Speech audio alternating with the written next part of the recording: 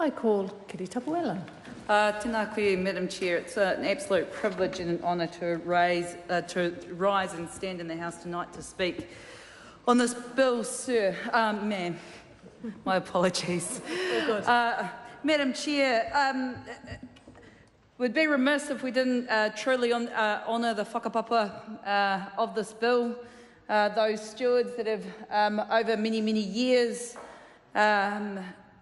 advocated on behalf of consumers and on behalf of New Zealand produce for New Zealand's story to be told. So may I pay my respects and honour Sue Kedgley, who I think originally introduced this bill in 2007.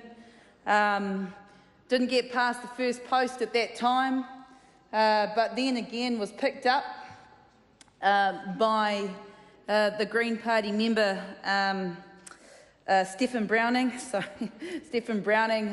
51st Parliament. Got it a fair way along. It was intended as a standalone bill.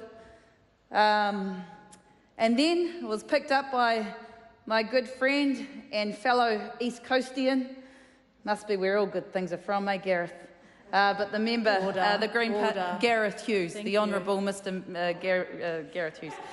Well, the Honourable Member Gareth Hughes from the mighty East Coast, Te Rāwhiti. But to see with the passion and the enthusiasm with which you picked up that task, and it wasn't an easy task by which you were required to do. Some say it might have been a little bit like herding cats to get to the end point, but I do want to acknowledge just the way that you respectively work with all the various considerations and constituencies across this House to get this bill to land where it has.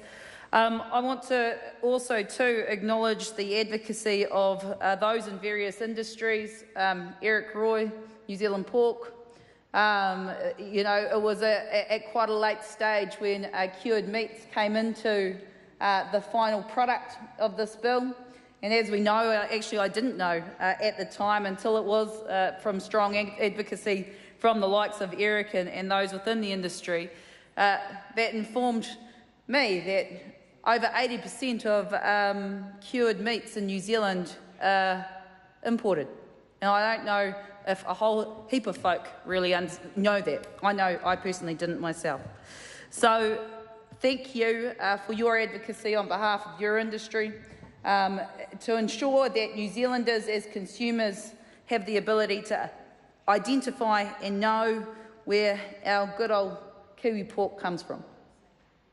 Now, one of the challenges too, which we had substantive debate over the course of this bill as it progressed through the various stages, is in New Zealand we have a very high expectation of our farmers and our agricultural sector with regards to our animal welfare standards, and now we know that that contributes to brand New Zealand in the way that we are portrayed and perceived around the world.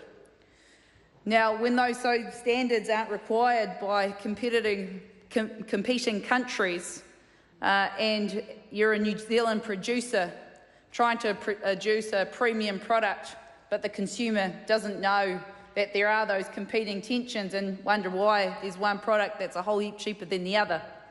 It's this bill that plays a significant role in, one, ensuring that our farmers in New Zealand can maintain their competitive advantage at a domestic level. So to those within the industry, I commend you. I also too want to acknowledge the likes of Mike Chapman from Horton Z. They too have been very vocal advocates on behalf of the horticultural industry. And that's particularly for fruit and vegetables, but fruit and vegetables that are consumed that do have competitive tensions with imported produce. And again, they contributed very effectively over the duration of the passage of this bill as it has been through its various heads. I do want to acknowledge the comments of the Honourable Nathan Guy. The bill did require a little bit of panel beating, as I think he called it, And just to all of the members on the Select Committee over the period of that panel meeting, but in particular to the officials who really came on board and effectively had to pull a bill out, completely re-amend it, to the officials in the Honourable Chris Barfoy's office as well, where it was brought under the Fair Trading Scheme. We really just want to acknowledge the collaborative efforts of those various officials. Madam Chair, now when we turn to the substance of the bill, I think that, it's all, for the Labor Party, it's been our position for some time. It's been interesting talking to various constituents who have advocated for country of origin labelling for many years, and talking to some of my senior colleagues over the course of this bill as it's progressed through the House, understanding again the whakapapa, why things progressed and others didn't at a particular time. I guess we have to acknowledge the competing interests across industry within the primary industries. It hasn't always, I don't know if there's universal consensus for this type of labelling, but I do know that for some of the smaller industries where there is extreme competition with imported produce against domestic produce, that this will have a very significant effect. I want to pick up on the comments made by, probably across the House, but in particular made well by the member Gareth Hughes, that, cucumbers are in, but pickles are out, and we had to draw the line at some point. I want to acknowledge that, for example, frozen vegetables. I remember quite an interesting discussion in a Select Committee one day, and I don't think I'd ever really turned my mind to the life length of frozen broccoli and the impacts that would have if we had a universal commencement date for all produce that this bill intended to collect.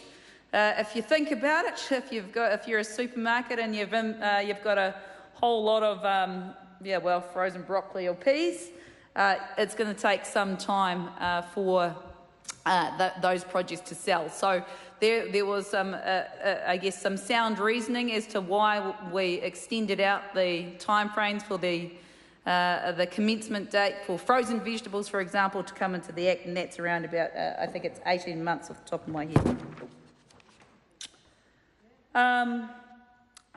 Madam Speaker,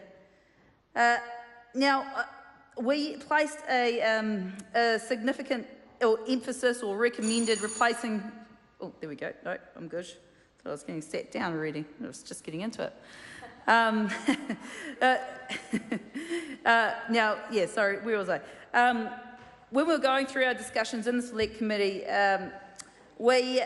I guess one of the extant issues for us to really work through, and I acknowledge again the advocacy of the various the industry and the lobbyists that have discussed this point with us at some length. For this bill to have full effect, there obviously needs to be the design of the regulatory system that goes around and supports giving effect to the substance of this bill. Now, the consumer information standard that would be created through the regulation is going to require the country or place of origin of a regulated food to be disclosed by referring to where it was grown, caught or raised, rather than simply where it was packaged or processed. I think that was a substantive point of discussion over the period of time. The regulations are also going to require that the commencement date is 6 months after the date of its notification. That's for the fresh foods, and 18 months after for the frozen foods. Now, the definition for regulated foods, that had some that caused a lot of discussion. I won't cover that off again. I think Gareth did that pretty well. But I think that a real big concern for a lot of people was making sure that we could remain consistent with our international trade obligations. And so, in fact, they did advise us that this bill can be implemented without breaching any of our international trade obligations. And right now, given the current trading environment that we're operating in, given the fact that we have things like CPTPPA that will have immeasurable impact. Anyway, it's been pretty jolly interesting journey. Thank you, Madam Chair. Speaker. Ian McKelvey. Thank you, Madam Speaker. There's one sure thing